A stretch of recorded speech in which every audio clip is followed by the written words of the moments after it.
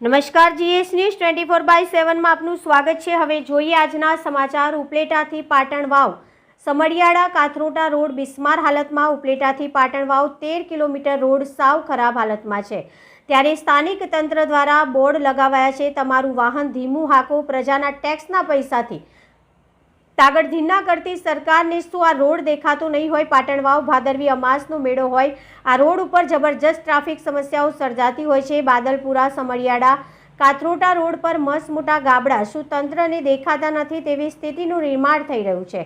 શું તંત્ર કોઈ મોટી દુર્ઘટના સર્જાય તેની રાહ જોઈને બેઠું છે? આ રોડનું તાત્કાલિક અસરથી કામગીરી હાથ ધરવામાં આવે તેવી લોક માંગ ઉઠવા પામી છે। Reporter Amritbhai Ranva, Gujarat secure news, Upleta.